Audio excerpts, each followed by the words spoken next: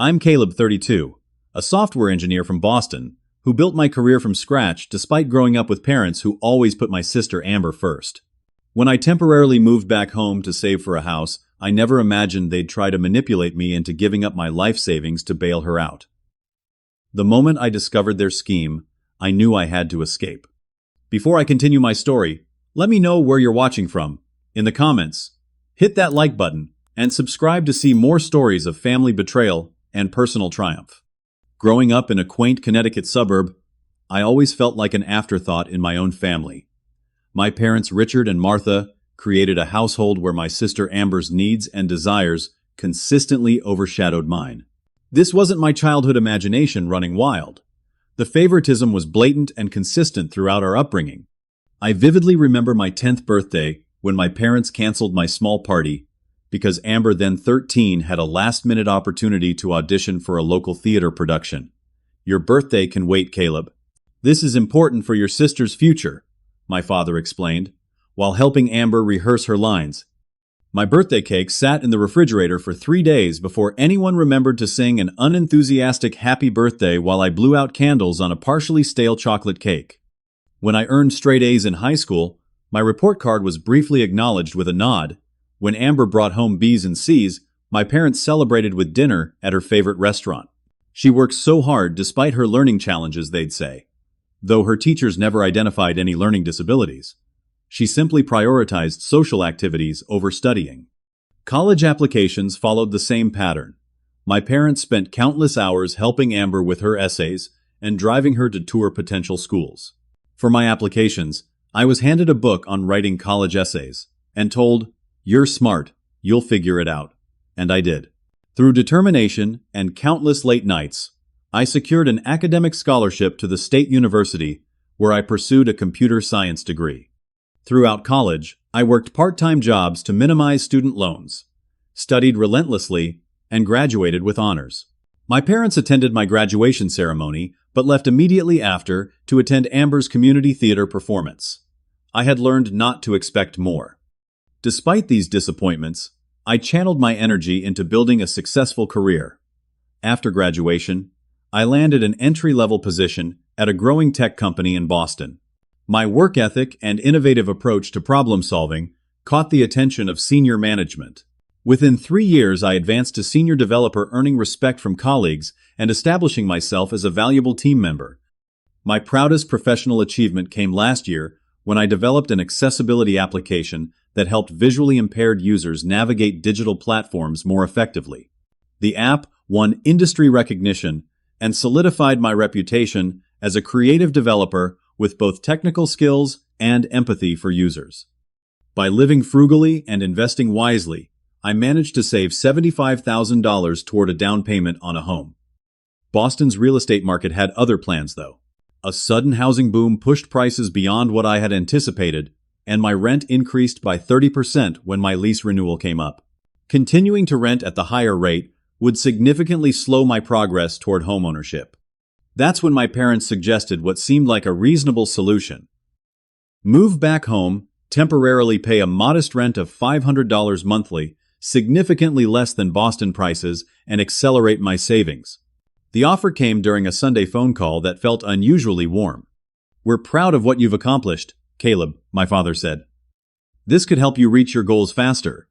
My mother added, "Your old room is just sitting empty. It makes sense for family to help family." Their words sounded genuine, and I allowed myself to hope that perhaps our relationship had evolved. Maybe my professional success had finally earned their respect. Additionally, working remotely had become the norm at my company post-pandemic, making the location change feasible from a career perspective. Moving day arrived with unexpected pleasantness. My father helped carry boxes, and my mother had prepared my favorite meal, her homemade lasagna that I hadn't tasted in years. My childhood bedroom had been refreshed with new paint and a desk suitable for my work setup. That night we shared wine and conversation that flowed more easily than I could remember. "We're glad to have you home, son," my father said, clinking his glass against mine. The first month exceeded my expectations. I established a comfortable work routine in my room, reconnected with local friends I hadn't seen in years, and even enjoyed occasional dinners with my parents, that didn't revolve around Amber's latest drama.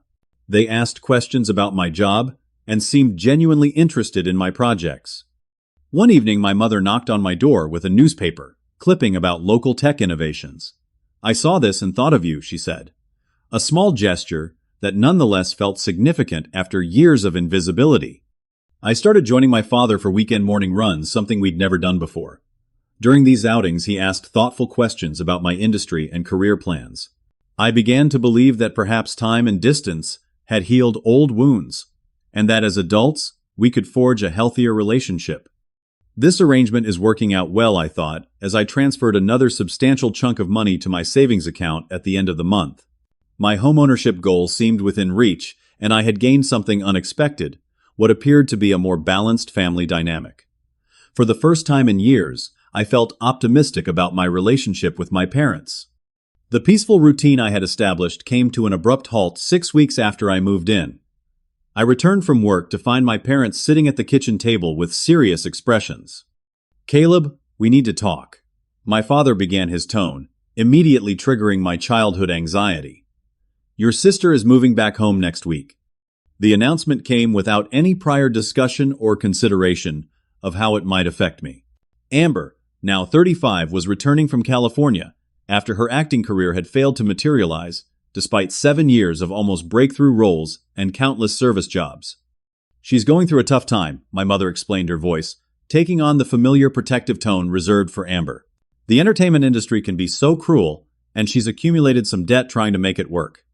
My father added, "She needs family support right now. I'm sure you understand." That evening, during an awkward family dinner call with Amber, the full picture emerged. Her sum debt exceeded $30,000 in credit cards. She had been evicted from her apartment after missing 3 months of rent, and she had no immediate job prospects beyond vague plans to explore opportunities in marketing or social media. While I processed this information, my parents enthusiastically discussed converting the home office, the quiet space I occasionally used when my bedroom felt too confining for work, into Amber's bedroom. The decision had clearly been made without any thought of consulting me, despite my rental agreement and work-from-home needs. "I can't wait to have both my babies under one roof again." My mother gushed, reaching across the table to squeeze Amber's image on the tablet screen. I maintained a neutral expression, while internally calculating how this development would affect my carefully structured routine. When I cautiously asked about Amber's contribution to household expenses, given my own rental agreement, my father's expression hardened. "Your sister is rebuilding her life, Caleb. We can't expect her to focus on recovery while burdening her with financial pressure." The familiar dynamic was reestablishing itself, but I resolved to remain positive and adaptable. Amber arrived the following Tuesday with 6 suitcases and an emotional story about her California landlord's unreasonable eviction. Within hours, her belongings sprawled throughout the common areas. Her makeup cluttered the bathroom counter I had kept meticulously organized. Her specialized food items, all expensive organic and labeled with stern "do not eat" notes, filled the refrigerator shelves. I adjusted my schedule, waking earlier to shower before she monopolized the bathroom for her 90-minute morning routine. I cleared space in the refrigerator by keeping my groceries confined to a single shelf. I wore noise-canceling headphones when her late-night phone conversations with California friends disrupted my sleep. For 2 weeks, I made accommodations without complaint. Then the incidents began accumulating beyond what I could reasonably dismiss. I discovered Amber had used my laptop without permission when I found unfamiliar browsing history and changes to my desktop organization. When confronted, she shrugged it off. I needed to check some emails and my phone was dead. "What's the big deal? We're family." My parents' response when I mentioned it: "Don't be so territorial, Caleb. It's just a computer." The chore distribution became increasingly imbalanced. I continued handling the yard work, trash removal, and my own laundry while paying rent. Amber contributed nothing financially and managed to be too busy or too exhausted whenever household responsibilities were discussed. My mother began doing Amber's laundry and cooking special meals to accommodate her newly discovered sensitivities to various ingredients. The breaking point of this initial phase came when I returned home early from a coffee shop to find Amber using my expensive noise-canceling headphones and ergonomic keyboard I had specifically purchased for work. She had moved my carefully positioned equipment to make space for her impromptu workstation at my desk. "What are you doing?" I asked, struggling to keep my voice even. "Just borrowing your stuff for a Zoom interview," she replied without looking up. My built-in laptop camera makes me look washed out. I waited silently until her interview concluded, then calmly explained that my equipment was calibrated specifically for my work needs and represented a significant investment. "God, you're so uptight now," she responded, rolling her eyes like we were teenagers again. "Success has made you selfish." That evening, I called my friend Marcus, who had known our family since childhood and understood the dynamics at play. "It sounds like nothing's changed," he observed after I recounted recent events. "Are you surprised?" "I guess I hoped we'd evolved past this as adults," I admitted. "Family patterns run deep," Marcus said. "Have you tried talking to your parents directly about the double standard?" Following his advice, I carefully planned a conversation with my parents, waiting until Amber was out with friends. I approached it as rationally as possible, focusing on concrete examples of unequal expectations rather than historical grievances. "I understand Amber needs support," I began, "but I'm concerned about the imbalance in household contributions and respect for boundaries." My mother's face immediately transformed into the familiar expression of defensive protection. "Your sister is going through a difficult transition. She needs compassion, not criticism." "I'm not criticizing," I clarified. "I'm just asking for equitable treatment. I pay rent and contribute to this household. I deserve basic consideration." My father leaned forward, his expression hardening. "Family isn't about keeping score, Caleb. It's about helping each other through hard times. Your sister would do the same for you." But we both knew she wouldn't. When I faced challenges after college graduation, Amber had been conspicuously absent, too busy with her own pursuits to offer support. The conversation deteriorated from there, with my parents characterizing my concerns as pettiness and selfishness. By the time Amber returned home, loudly announcing her arrival by slamming the front door, I had retreated to my room, the familiar childhood feeling of invisibility settling over me like a heavy blanket. As I sat at my desk staring at the family photo my mother had placed there during my move-in, one where Amber stood front and center while I stood slightly apart, I realized with growing clarity that the dynamics I had hoped might have evolved were firmly entrenched. The brief period of balanced interaction had been an illusion instantly dispelled by Amber's return to the family orbit. What began as minor irritations evolved into increasingly problematic behavior over the next month. Amber's sense of entitlement expanded beyond shared spaces to my personal belongings and resources. I opened my carefully organized refrigerator shelf one morning to find my meal-prepped lunches missing. Later that day, Amber casually mentioned she had taken them for a picnic with friends. "I'll replace them sometime this week," she promised. She never did. My car, which I rarely used since working from home, became Amber's default transportation. I'd find it in the driveway with the gas gauge hovering near empty, despite having filled the tank the previous weekend. When I requested she refill what she used, my mother intervened. "Your sister is watching her expenses while job hunting. Can't you help out with a little gas? It's not like you're using the car much anyway." The invasion of my workspace became a regular occurrence. Despite setting clear boundaries about my room being off-limits during work hours, I'd return from bathroom breaks to find Amber sitting at my desk using my computer or borrowing office supplies. Items disappeared. My wireless mouse, charging cables, even my favorite coffee mug. The disruptions extended to noise levels. Amber began inviting friends over without notice, their loud conversations and laughter making conference calls nearly impossible. During one crucial project meeting, her friends burst into my room without knocking, not realizing I was on a video call with senior management. "Sorry about that," I apologized to my visibly annoyed supervisor. Family situation. After the call, my supervisor requested a private conversation. "Caleb, your work has been slipping lately. Is everything okay with your remote setup?" I assured him I would resolve the issues, knowing my upcoming performance review would influence a potential promotion. That evening, I installed a lock on my bedroom door, a necessary step that nevertheless felt absurd for a 32-year-old professional. My parents' reaction was immediate and disproportionate. "This is our house," my father fumed. "You can't just install locks without permission." "I need to secure my workspace," I explained. My job is at risk because of the constant interruptions. Maybe if you were more flexible and understanding, there wouldn't be problems. My mother suggested her tone, implying I was the source of the tension. Meanwhile, a more concerning pattern emerged in my parents' conversations. They began making increasingly frequent comments about my financial situation, always framed as casual observations.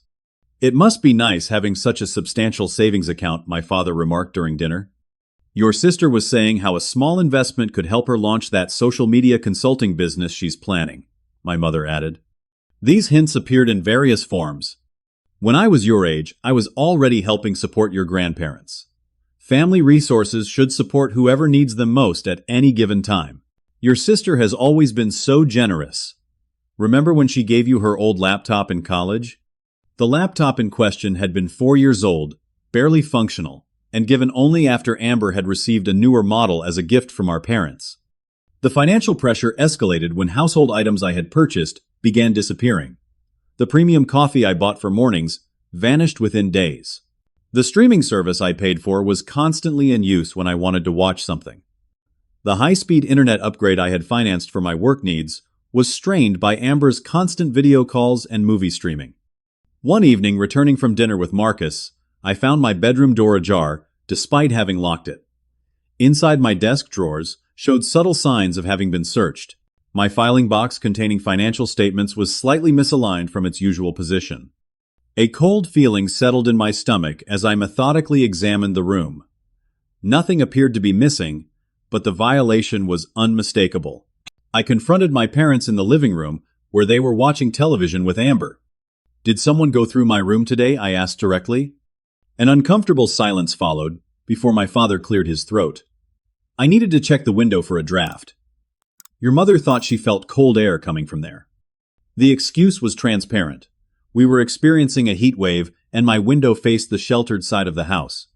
And that required looking through my desk and financial documents. My mother glanced nervously at my father. Amber suddenly found her phone fascinating. "We weren't looking through your things." My father insisted, though. His avoiding eye contact told a different story. "But since you brought it up as homeowners, we have a right to inspect any part of our property." "My personal documents aren't your property," I countered. After an uncomfortable silence, my mother sighed dramatically. "If you must know, we were trying to understand your financial situation better. As parents, we worry about these things." "My financial situation isn't your concern," I stated firmly. "I pay rent. I handle my own expenses. My savings and investments are private." "Such secrecy," my father said with disapproval. "What are you hiding from your family?" The conversation deteriorated into familiar territory. My selfishness, my lack of family loyalty, my cold, calculating nature. Amber eventually joined in, claiming my financial obsession was creating a toxic environment. I retreated to my room, double-checking that my important documents remained secure. The invasion of privacy was disturbing enough, but their justification was even more troubling. The sense that something larger was developing, some expectation or plan involving my resources, grew stronger.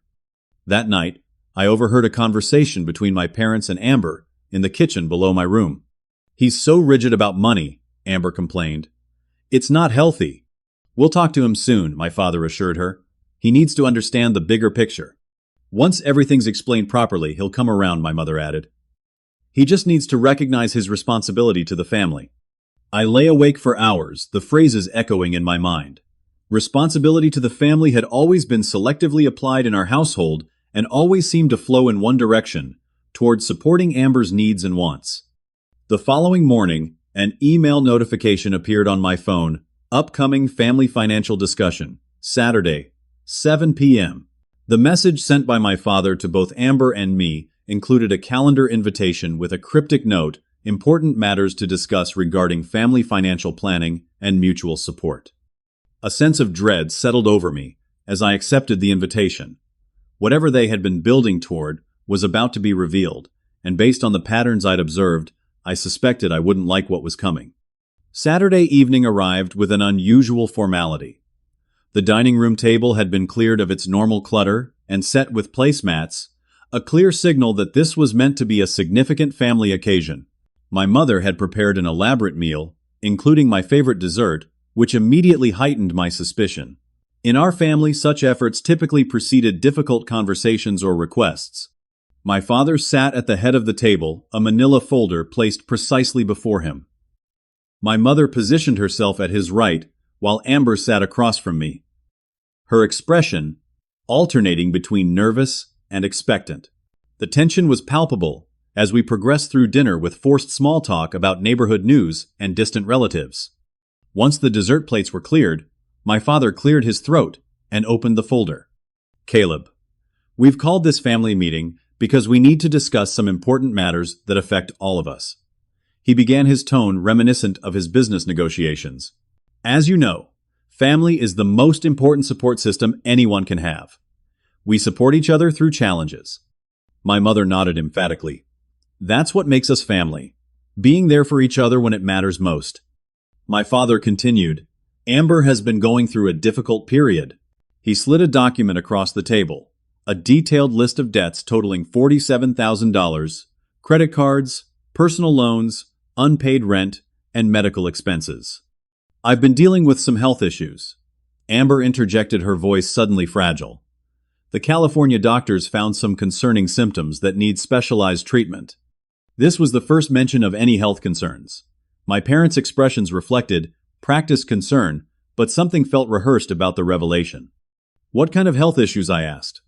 It's complicated, Amber replied vaguely. Chronic fatigue, possible autoimmune complications. The specialists are expensive, and of course, I don't have insurance right now. My father nodded gravely before continuing. Additionally, Amber needs a fresh start professionally. She has an opportunity to launch a social media consulting business with proper backing. He produced another document, a rudimentary business plan projecting unrealistic revenue based on Amber's minimal experience and non-existent client base. This brings us to the purpose of our discussion, my father said, his tone shifting to what I recognized as his closing argument voice. We've been assessing our family resources to determine how we can best support Amber through this critical period. My mother reached across the table to squeeze my hand. We're so proud of how successful you've become, Caleb. Your financial discipline has created such a strong foundation. The direction of the conversation was becoming unmistakable, but I remained silent, allowing them to fully reveal their plan. My father produced a third document, a handwritten calculation of my approximate savings based on what they had gleaned from their unauthorized search of my files. The figure was surprisingly accurate. We've come up with a family solution, he announced. Caleb, you would provide a loan of $60,000 to cover Amber's debts, medical treatments, and business startup. Your mother and I would contribute by providing free housing to both of you while Amber gets established.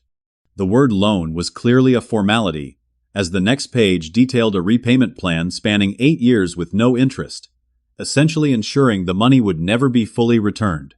Additionally, my mother added with a smile she likely thought appeared generous, you would help with Amber's living expenses for the next year or so, just until her business becomes profitable.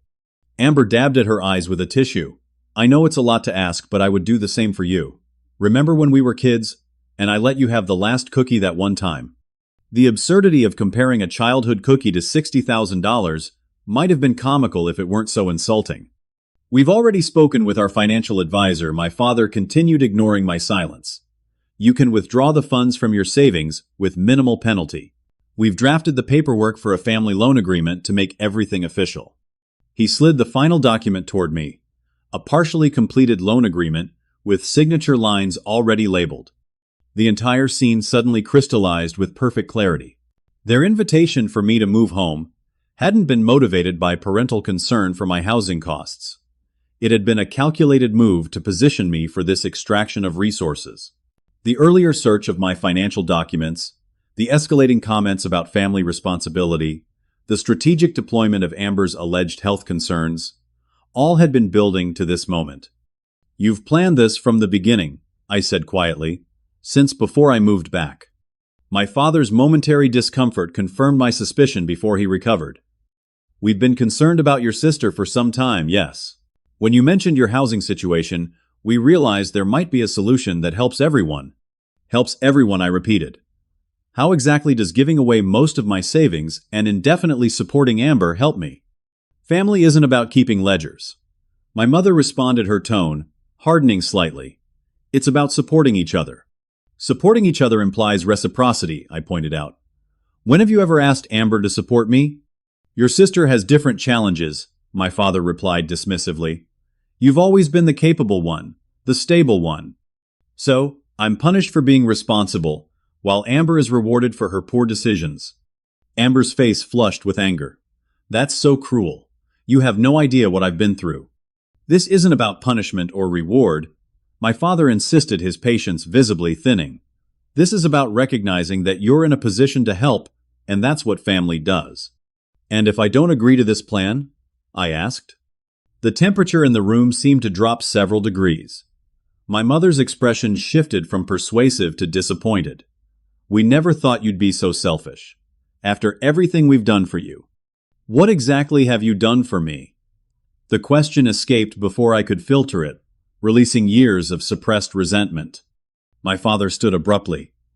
We gave you a home, and education opportunities. I earned my scholarship. I worked through college. I built my career without help. I responded, remaining seated, but holding his gaze. After all, we've done for you. This is how you repay us, he demanded, his voice rising. By abandoning your sister when she needs you most. This isn't about Amber needing help, I said, the realization crystallizing as I spoke. This is about you wanting me to fund the lifestyle you've always provided for her, but can no longer afford. My mother gasped dramatically. How dare you? We've always treated you both equally. The blatant falsehood hung in the air between us. Even Amber had the grace to look uncomfortable with that claim. I need some air, I said, finally standing and walking out despite their protests. I drove aimlessly for an hour before calling Marcus, who agreed to meet me at a late-night diner. As we sat in a corner booth, I recounted the evening's events. They actually expected you to hand over $60,000, he asked incredulously, and support her indefinitely, while continuing to pay rent to them, I added. Don't forget that part. Marcus shook his head. What are you going to do? I stared into my cooling coffee. I don't know. If I refuse, the emotional warfare will be unbearable. If I agree, I sacrifice my financial future and enable more of the same behavior. There's a third option, Marcus suggested carefully. You could leave. The simplicity of the statement hit me with unexpected force. I could leave. I wasn't a child anymore, trapped in family dynamics I couldn't escape. I was a 32-year-old professional with options. Where would I go? I mused aloud. Boston's housing market is what drove me here in the first place. Stay with me until you find something, he offered. Or look outside the city. With remote work, you have flexibility. We talked until the diner closed, exploring possibilities and logistics. By the time I returned home, the house was dark.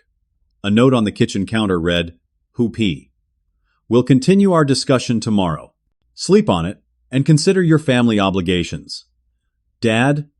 In my room, I sat on the edge of my bed, the weight of decades of family history pressing down on me.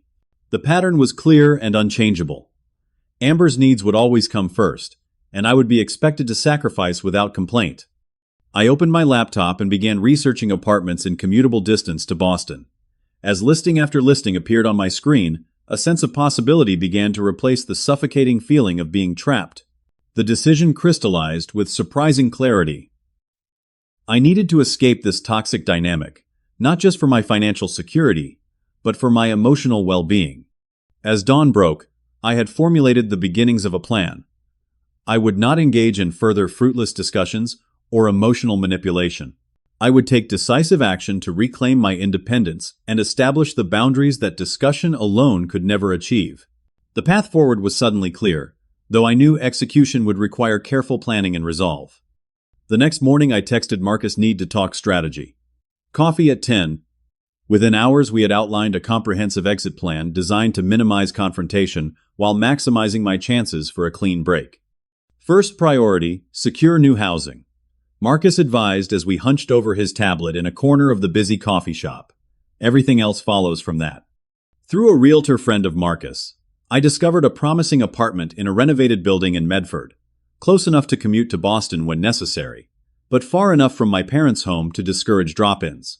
The rent was reasonable, and most importantly, it was available immediately. I'll need to see it first, I told the realtor during a hasty phone call. There's an open house tomorrow afternoon, she replied. But I should warn you, properties in this price range move quickly. I arranged to view the apartment, creating a calendar entry labeled Networking Lunch to avoid questions from my family. The apartment exceeded my expectations. Recently renovated secure building, dedicated home office space, and within my budget.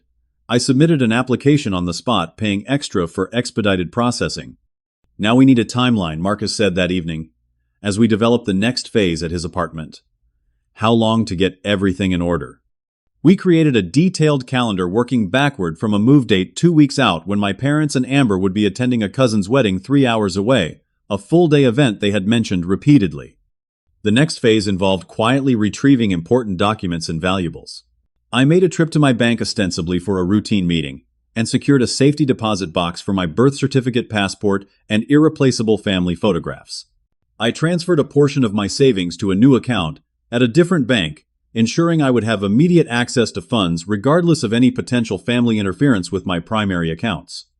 Each day I discreetly packed one small box of essential items and transferred it to a storage unit I had rented near my new apartment. Books, specialized equipment, winter clothing, items unlikely to be noticed missing, but necessary for my new home. 3 days into my preparations, I received confirmation that my rental application had been approved. I signed the lease documents electronically during my lunch break and arranged for utilities connections. The most challenging aspect was maintaining normalcy at home while secretly dismantling my life there. I attended the ongoing family discussions about Amber's financial needs, neither agreeing to nor explicitly rejecting their proposals. Instead, I used non-committal responses. I need to review my finances more carefully before making such a significant decision. I'm researching the tax implications of such a large family loan. I want to make sure any arrangement is sustainable for everyone involved. These responses bought time while creating the impression I was considering their plan. Meanwhile, I methodically prepared for my departure. A week before my planned move, I nearly got caught. My mother entered my room without knocking while I was packing a box of technical books.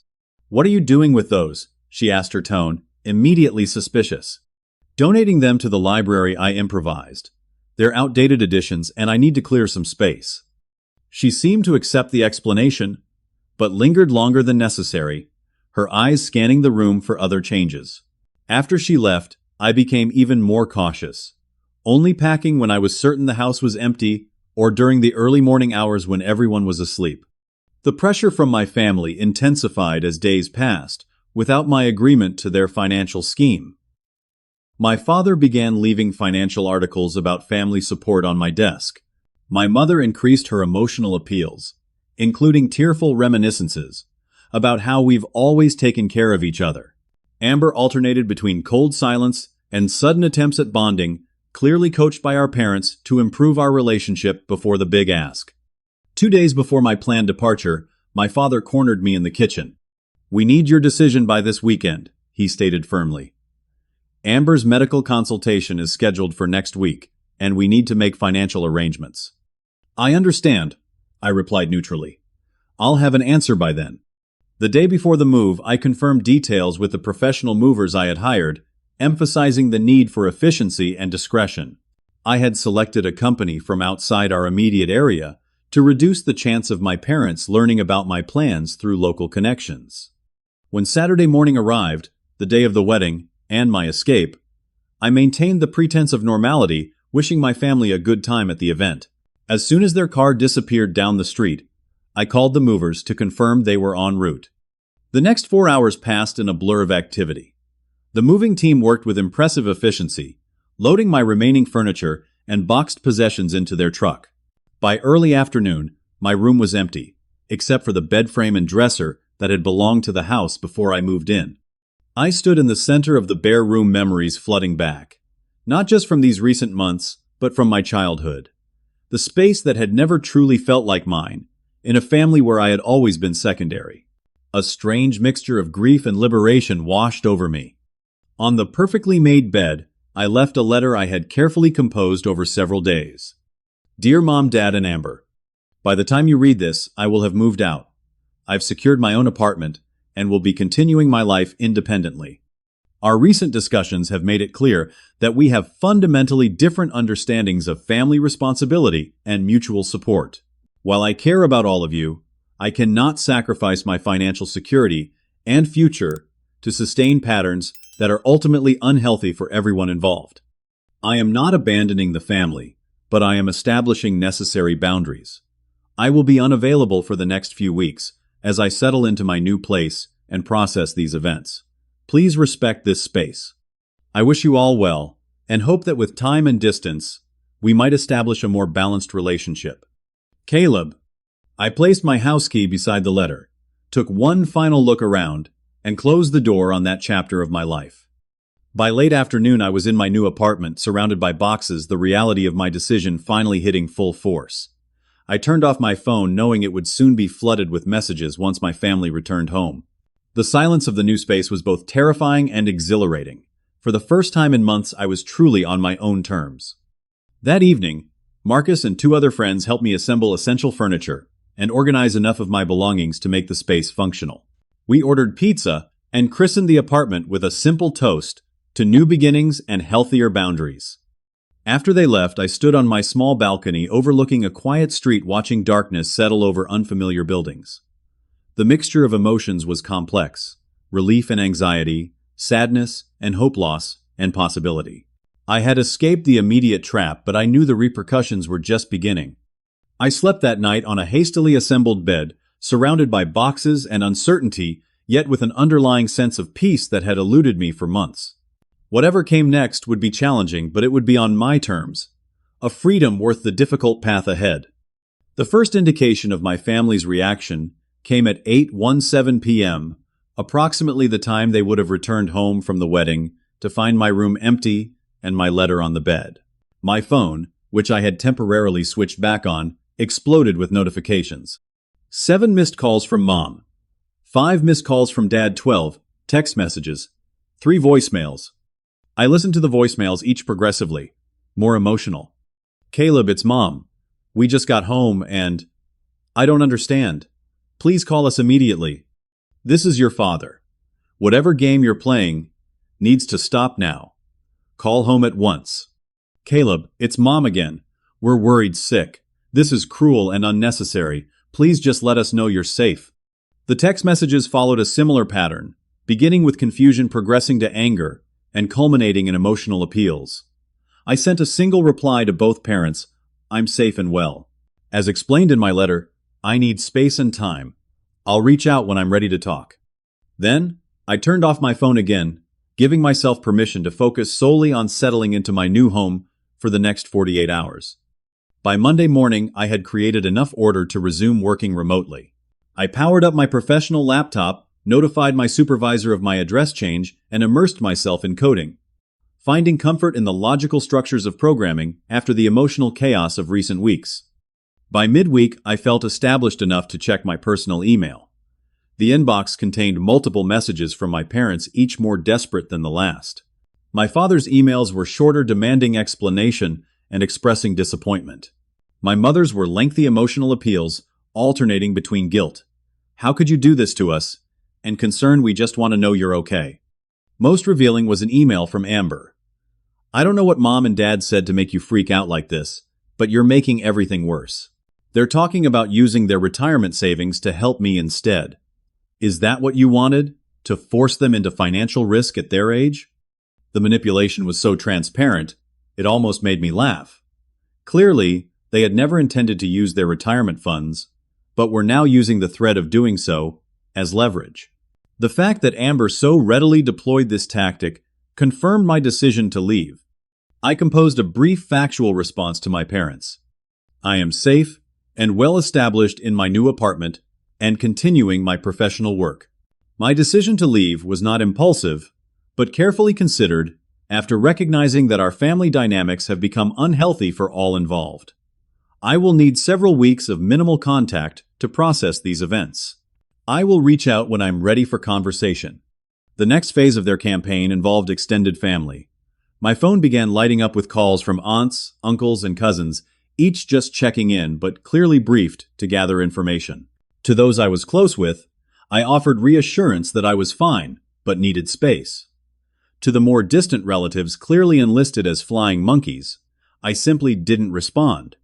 2 weeks after my departure, my cousin Rachel called with a warning. Your parents were asking for your work address at the family dinner last night. I thought you should know. The next day, my fears were confirmed when the reception desk called to inform me my parents were in the lobby, insisting on seeing me. I asked security to explain I was unavailable and not accepting visitors. 15 minutes later, my supervisor messaged me. There was a situation in reception with people claiming to be your parents. Security handled it, but is everything okay? Do we need to be concerned? I requested a brief meeting and explained the situation honestly. I'm handling a family boundary issue. It won't affect my work, but I wanted you to be aware in case they return. Thanks for the transparency, he replied. Let HR know if you need any support resources. That evening, I received a scathing email from my father accusing me of humiliating them by having security escort them from my workplace. Is this how you treat the people who raised you? By having them treated like criminals? I didn't respond, but the incident forced me to recognize that ignoring the situation wouldn't make it disappear. I scheduled an appointment with a therapist specializing in family dynamics, seeking professional guidance on establishing healthy boundaries without completely severing ties. During our first session, Dr. Harrison provided valuable perspective. What you're describing is a common pattern in families, with uneven expectations and enabling behaviors. Your decision to physically remove yourself was likely necessary given the entrenched nature of these dynamics. With her guidance, I drafted more comprehensive responses to my family, maintaining boundaries while acknowledging their feelings. I understand my departure was shocking and hurtful. That wasn't my intention. However, the financial arrangement you proposed was not reasonable, and the pressure tactics that followed were not respectful of my autonomy. I need time and space to determine what kind of relationship we can have moving forward. The workplace incident seemed to mark a turning point. The flood of messages slowed to a trickle, and then unexpectedly stopped completely. 3 days passed with no contact at all, a silence more unsettling than the previous bombardment. I mentioned this to Marcus during our weekly check-in call. Maybe they're finally respecting your boundaries, he suggested optimistically. Or planning something else, I countered, my family experience making me wary. A week into the silence, I received a text from a childhood neighbor. Saw your sister moving out of your parents' house yesterday. Thought you might want to know. I verified this information through Rachel, who confirmed that Amber had apparently found a job and her own apartment. The development was so unexpected that I initially suspected some kind of trap or misinformation. Then, after nearly 2 weeks of silence, a simple email arrived from my father. Subject A, Conversation Caleb. If you're willing, your mother and I would like to meet for coffee at a location of your choosing. Just the 3 of us. No Amber, no financial discussions, no pressure tactics.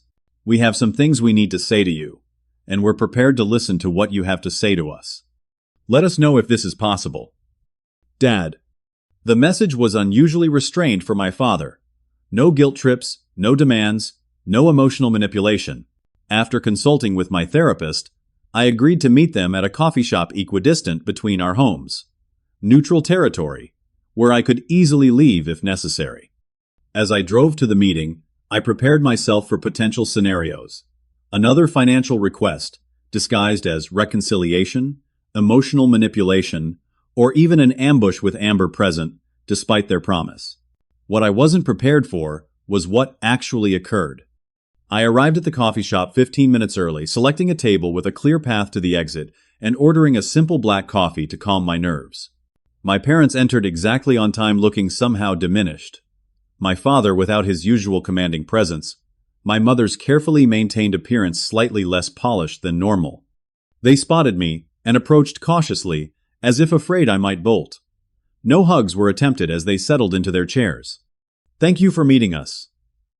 My father began, his voice lacking its usual authoritative tone. We've been doing a lot of thinking, my mother added, fidgeting with her wedding ring, a nervous habit I recognized from childhood family confrontations. My father cleared his throat. I want to start by saying something I should have said weeks ago. I'm sorry. We handled the situation badly, and we violated your privacy and boundaries in ways that were completely inappropriate. The direct apology, without qualifications or deflections, was so unexpected that I found myself momentarily speechless. We've realized some difficult truths about our family dynamics. My mother continued when I didn't immediately respond. Patterns we've maintained for years that weren't fair to you. What brought this on? I finally asked, my suspicion not fully dispelled. They exchanged glances before my father answered. After you left, things with Amber escalated. Without you as a buffer. He paused, seemingly struggling with the admission her demands became increasingly unreasonable. We started to see patterns we'd been blind to before. My mother added. When we couldn't provide what she wanted, she became manipulative in ways that suddenly seemed very familiar. Over the next hour, a surprisingly honest conversation unfolded. They explained that after my departure, they had indeed told Amber they would use retirement funds to help her, expecting me to hear about it and respond with guilt. Instead, Amber had immediately increased her financial demands, insisting they sell investments intended for their later years. The health condition she mentioned, my father said with visible discomfort, greatly exaggerated. We discovered she had researched symptoms online to present a more compelling case for financial support. When we suggested she start with a part-time job while building her business, my mother continued, she accused us of not believing in her and threatened to cut contact entirely. The confrontation had apparently led to a painful but necessary reassessment of their relationship with Amber and their parenting patterns. A friend had suggested family counseling, which they had reluctantly tried. The therapist had bluntly identified their enabling behaviors and the unhealthy family dynamic they had fostered. We've been doing individual sessions as well. My father admitted a revelation I found almost impossible to imagine, given his lifelong disdain for paying someone to listen to your problems. The therapist helped us see how unfairly we've treated you, my mother said, tears forming. Not just recently, but throughout your life. Amber's doing better now, my father added. The ultimatum we finally gave her, find work or no further financial support, led to her taking a job in marketing. She's still struggling with the adjustment, but she's managing her own apartment with minimal help. I listened carefully, looking for signs of manipulation or insincerity, but finding none. Their regret seemed genuine, their insights painful, but real. I appreciate your apology, I said finally. But I need you to understand that this isn't something that can be fixed in one conversation. The patterns you're describing go back decades. We know, my father nodded. We're not asking for immediate forgiveness or for things to return to how they were. We just wanted to acknowledge our mistakes and open a door to possibly rebuilding some kind of relationship on your terms with whatever boundaries you need. We talked for another hour, establishing some preliminary parameters for limited contact, monthly dinners at restaurants, rather than their home. No discussions of financial matters without explicit consent, and absolutely no pressure to reconnect with Amber until I was ready. As we prepared to leave, my mother asked hesitantly, would you be willing to let us see your new apartment someday? Not now, but when you're comfortable. We'd like to see where you're living. Maybe someday, I replied, not ready to share that personal space, but appreciating the respectful way she had framed the request. The weeks that followed brought careful, measured steps toward a different kind of family relationship. My parents maintained the boundaries we had discussed, never pressuring for more contact than I initiated. Our monthly dinners gradually became less awkward, focusing on current events and their new hobbies rather than family drama or the past. I continued working with my therapist, processing years of accumulated feelings about my family role. The challenge now, Dr. Harrison observed during one session, is to avoid carrying old expectations into new interactions. They seem to be changing, but your protective instincts are deeply ingrained. She was right. I found myself anticipating manipulative tactics that didn't materialize, bracing for guilt trips that never came. Slowly, I began to recognize that while the past couldn't be erased, new patterns were possible if everyone committed to maintaining them. 3 months after our coffee shop meeting, I invited my parents to see my apartment, a significant step that acknowledged their consistent respect for my boundaries. Their reaction surprised me. Rather than the critical assessment I had subconsciously expected, They expressed genuine appreciation for the space I had created.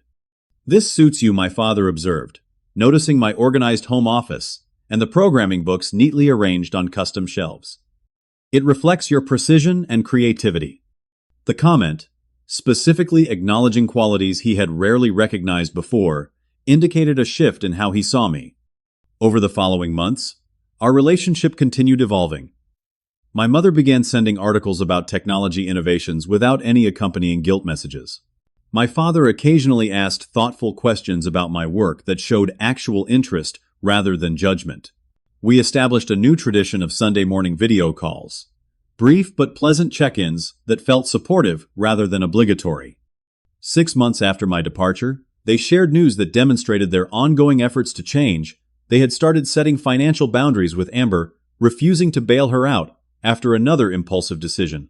It was difficult, my mother admitted, but we realized continuing to shield her from consequences wasn't helping anyone. As for Amber and me, reconciliation came more slowly.